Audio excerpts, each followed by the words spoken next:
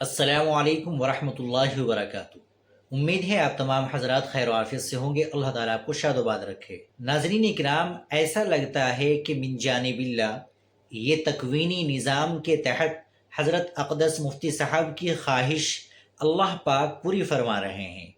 حضرت رحمۃ اللہ علیہ نے مزار قاسمی میں اموات کی تدفین میں ہونے والے اختلاف و انتشار کے دائمی حل کے طور پر جو بات اپنی کتاب تحفۃ الالمعی کے اندر ارشاد فرمائی ہے، اس پر توجہ دی جائے۔ حضرت نے ارشاد فرمایا کہ ایک وقت کے بعد قبر کا نشان مٹ جائے گا اور وہ جگہ دوبارہ تدفین میں استعمال ہو سکے گی۔ مکہ معظمہ کا قبرستان حجون اور مدینہ منورہ کا قبرستان بقیع اسلام سے پہلے کے ہیں۔ ان میں اربوں کھربوں انسان دفن ہو گئے اور آج بھی دفن ہو رہے ہیں۔ وہاں طریقہ یہ ہے کہ ایک طرف سے قبریں بناتے چلے جاتے ہیں، جب آخر تک پہنچ جاتے ہیں تو پھر شروع سے قبریں بنانے لگتے ہیں۔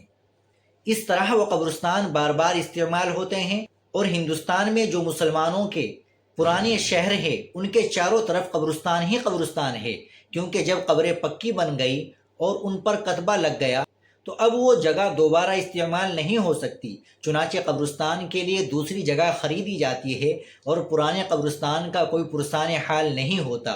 ان میں جانور گھومتے ہیں، لوگ پاخانہ کرتے ہیں۔ کیا یہ بہتر ہے یا ان کو دوبارہ تدفین کے لیے استعمال کرنا؟ پھر آبادی بہرحال بڑھے گی، کدھر بڑھے گی؟ چاروں طرف بڑھے گی۔ اس وقت قبرستان میں سڑکیں بنے گی، لوگ ناجائز قبضہ کر کے مکانات بنائیں گے، اور مردوں کی جو توہین ممکن ہے وہ ہوگی۔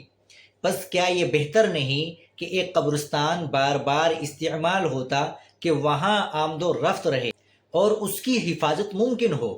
مگر ہندوستان کا مسلمان تو سمجھتا ہی نہیں۔ اس کو سب کچھ گوارا ہے، مگر دوبارہ قبرستان کا استعمال اس کے گلے نہیں اترتا۔ اللہ تعالیٰ سمجھ بوجھ عطا فرمائے۔ ناظرین اکرام، حضرت کے ارشاد کا خلاصہ یہ ہے کہ قبرستان میں خاندانی یا علاقائی لحاظ سے جگہ متعین نہ کی جائے، بلکہ قبرستان کی جگہ تدفین اموات میں بالترتیب استعمال کی جائے اور اس پر کتبے نہ لگائے جائے۔ اس طرح پورا قبرستان استعمال کیا جائے گا۔